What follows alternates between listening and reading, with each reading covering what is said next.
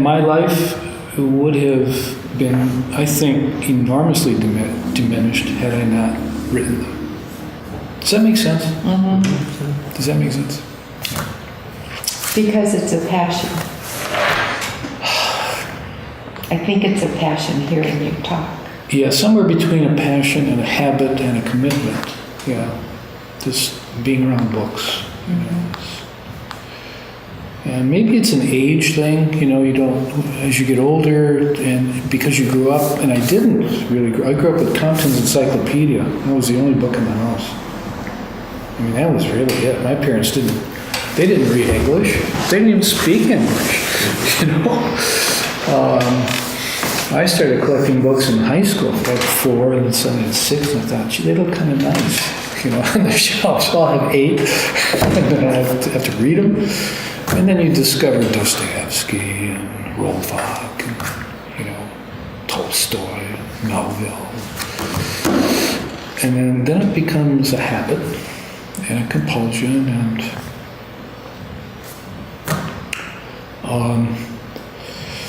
how do you validate it per se? What words need to be written? Okay, it wasn't at the topic. Yes, that's the title. That's the title. I went to Wikipedia. I didn't. Epiphany. A Christian festival, January 6th. A manifestation of Christ to the Gentiles in the persons of the Magi, or 12th day, okay? The 3 kings. An appearance or manifestation, especially of a deity. I love these. I love the sequence here. A sudden intuitive perception of or insight into the reality of essential meaning of something, usually initiated by some simple, homely, or commonplace occurrence or experience. Are you finding yourself here? Mm-hmm. Well, that would have been my first meaning, because that's the way we use it. And then number 4 is a literary work or section of the work. You know. But number 3 is where the writer kicks in, and where the legitimacy of writing, I think, is validated.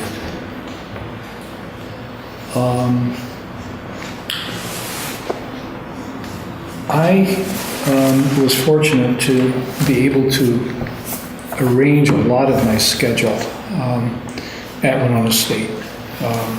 10 years good for some things. 10 years very good for a lot of things, actually.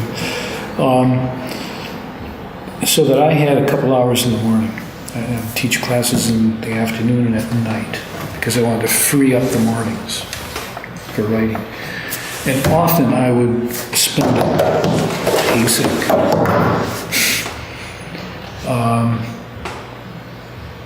waiting in a way as part of writing. And writing begins, it seems to me, with the epiphany. Or sometimes it leads to the epiphany. And there are different processes, different approaches here. One of which is just sit down and write, idiot, and just see what comes out. Right? Just sit there and, I don't know, as any writing instructor just said to you, okay, for the next 2.5 minutes, put the pen to paper and start writing, and don't lift the pen from the paper. Just go and keep going and see what comes out. And don't think about it. Just go. All right? I'm not that kind of writer. I wait and I look. I search. And when I'm being really stupid, which is usually, 2 things happen. One is that I don't pay attention, and I turn off emotions. You have to feel your way into the subject matter. And you have to be receptive to the emotions that are, in a sense, exuded by the subject matter. Then maybe the understanding will occur, the epiphany will occur.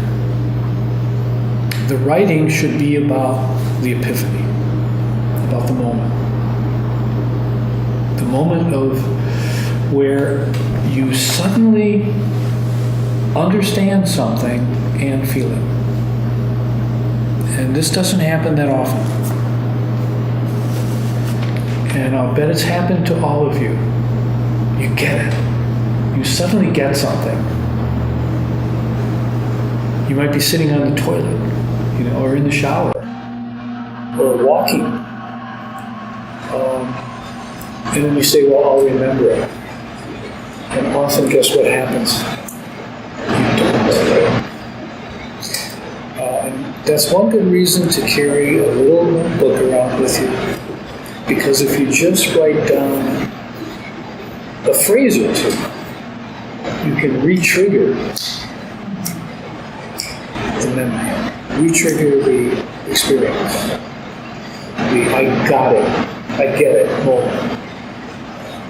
Is this different from what you call writer's block? I think writer's block is a result of lack of courage in a way. I'm not good enough for this. And I think it's often the result of just confusion. I don't know what I want to write about. Well, it was interesting because years ago, I went to a class that was a stress relaxation class. And, What class? a stress and relaxation class out of Brooklyn Hospital in Redemption. And it's probably still going. It's fabulous, but run by a lady or a doctor from Thailand. Anyway, there was a number of people there that were writers, whatever, but they were there because their mind was full of crap or whatever. But they were there to kind of get over that block, or get into more insight and stuff. They were just kind of, I don't know if they called it or whatever. They were there to just basically, do their meditation and kind of get them more grounded again and stuff. I just thought it was interesting because I wouldn't think of writers having that as an outlet. Yeah, but I think that can be one outcome. Writing as therapy, self-therapy. Because when you're privatized to the page, in a way, and it's just you and the page, and no one looking over your shoulder. I don't like anybody looking over my shoulder.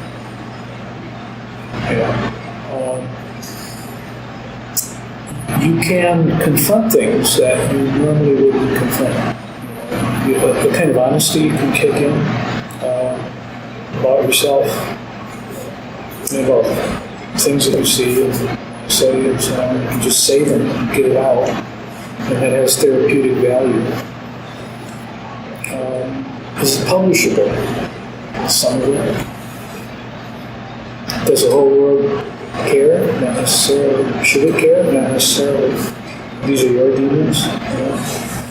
And I think when you think about publishing means going public. You start thinking that there's someone on the other end of this thing.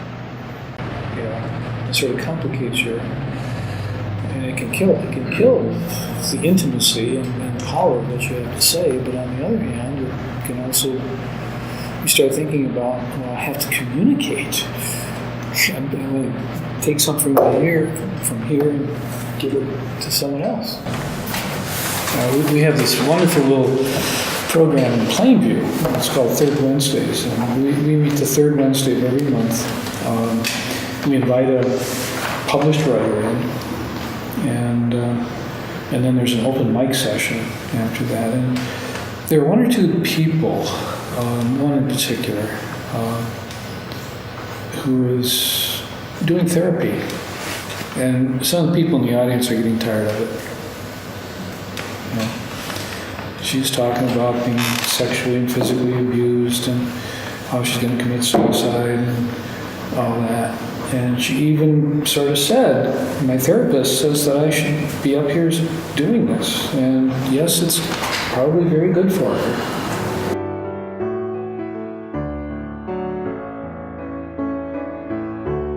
Yeah, and that's when, of course, I say, I, of course, will remember it, and I don't.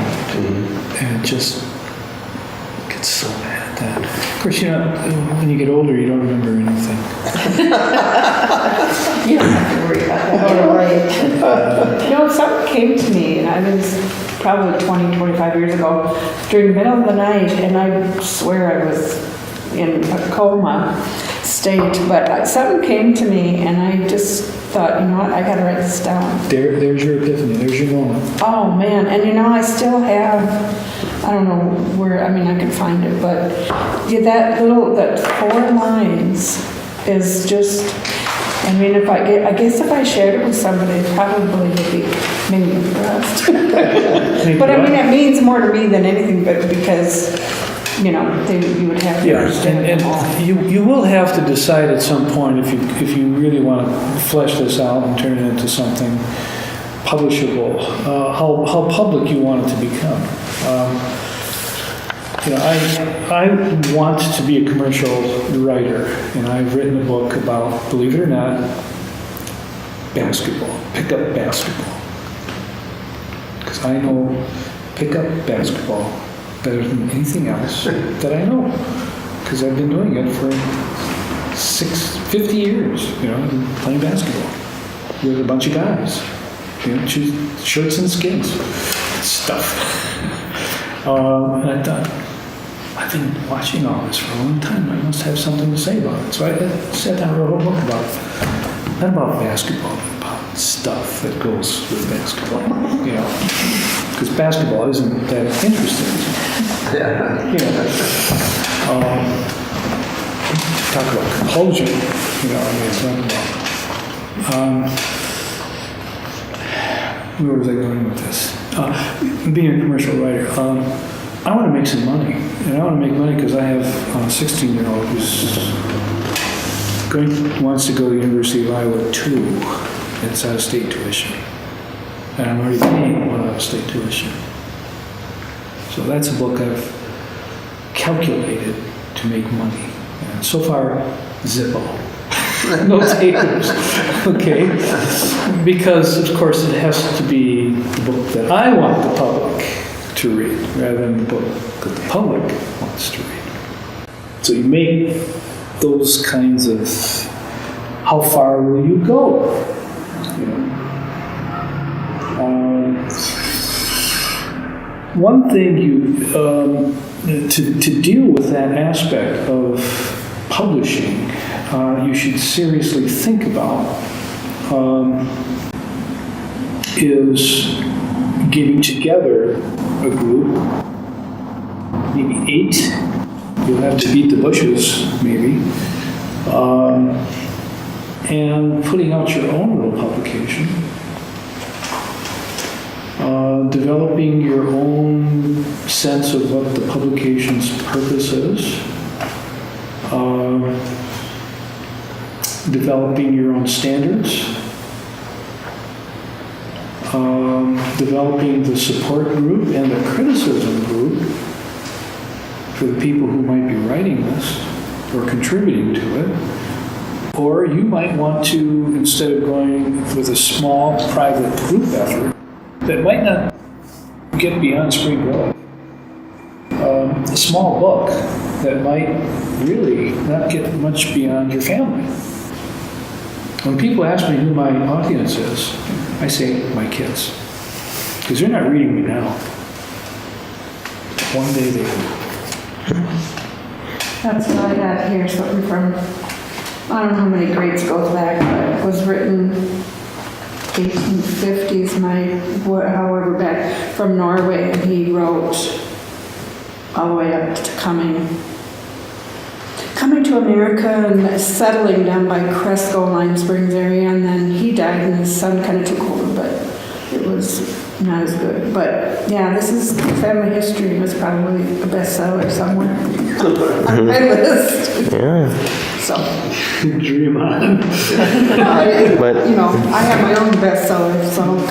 But many people become more famous later on, long after they've, not to say passed away, but, passed away. And many times the best readers for somebody may be several centuries later. Yeah. And of course, there's all those that are wonderful and we've never heard from and never will hear from. It's a crapshoot in many respects. And so, in a sense, I think the deciding factor is the question, where do I want to live? And who do I want to be and who do I want to live with? And do I want a writer in me? Do I want to make that commitment and decide how I want to spend my time?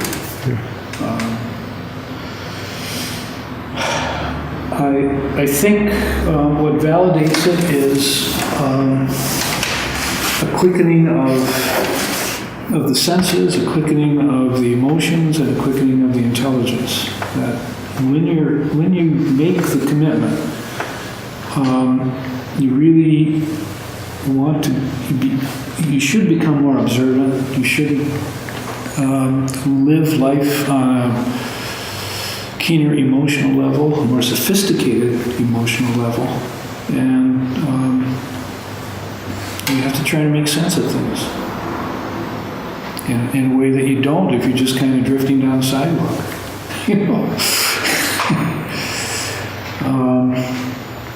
In that sense, it's a way of life.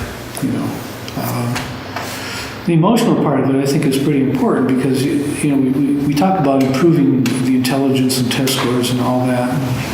Oh, that's really kind of mechanical and falsely career-oriented, I think. But we don't really talk about improving the emotions. How you can sort of educating your emotional life. Maybe counselors do, but I'm not sure there's a lot of public discussion of that.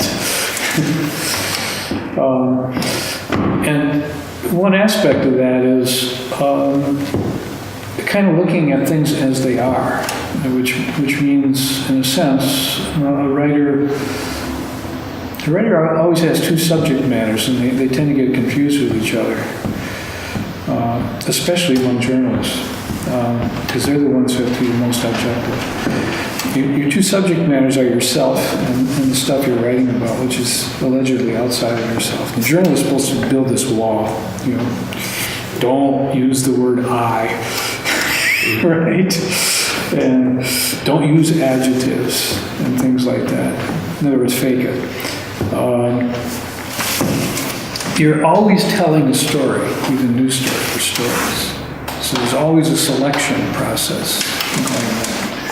And a journalist is going to decide what's most important to what's least important. And that's the shape the story is going to take. I have the habit of reading a lot of newspaper stories backwards because I'm a lot more interested in what's at the bottom. Because I usually know what's at the top. I'm interested in a little detail. And that's where, in a sense, the epiphanies can take place. That's where insight occurs. You have to look in, and you have to discover what the detail is telling you, what the small thing is telling you. And you have to let the detail speak to you. A lot of writing that does not even begin with the word I is still incredibly egocentric, in the sense that it's really all about the author. And in some level, everything we write is about us. But I think the writing becomes narcissistic if that's all it's about. It has to be about otherness, what's outside. And there has to be a concerted effort to discover it. Where is Shakespeare in Shakespeare's plays? Is he Macbeth? Is he Lear? Is he Polonius? Is he Hamlet? Is he Lady Macbeth? He had this uncanny ability to become his subject matter in a way, and let his subject matter speak itself rather than translating everything into, this is William Shakespeare.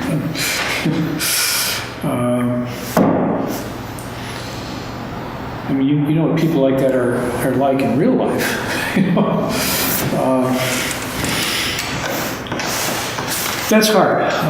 Keats, the poet Keats, you talk about negative capability, so the ability to get outside of, get into your subject matter. He accused Wordsworth of committing what he called the egotistical sublime. Wordsworth wrote great stuff, but it was all about him. You know? Now you can all read all this stuff. A memoir, it's about me. You know? Yeah, but I hope it's about more than that, or less, something else too. Now, questions? Do you want to hear anything that others around the table have written? Sure, if they brought stuff. Can I speak to Jim's question first? Okay, yes, yeah, would you please? You're saying you read a bunch of stuff. You read a lot, and then you don't know, in a sense, where to sort, what you should keep, and what to do with what you've written. Is that basically? Well, kind of, but and I didn't write enough that I use any of it, but some comes really hard and you just relate over it, and all of a sudden it's like telling a story and you can write 2 paragraphs right out, and then you do the hard stuff. My question was, is the stuff you labored over, so is that generally better than what rolled out of you? Not necessarily. Not necessarily. In my case, usually yes, because I really work at it.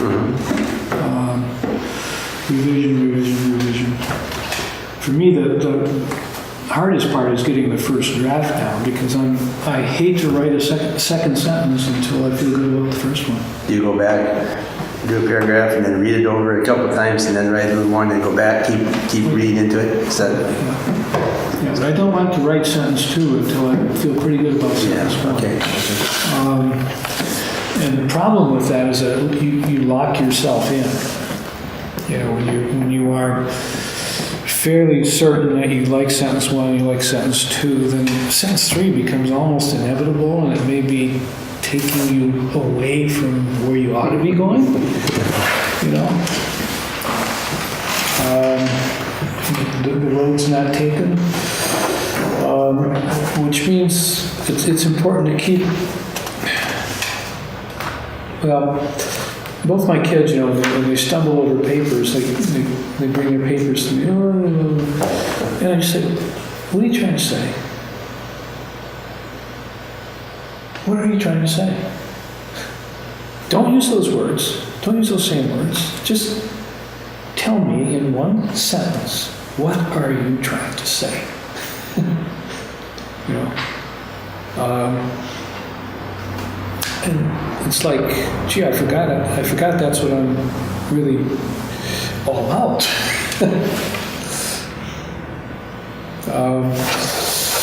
There is a practice that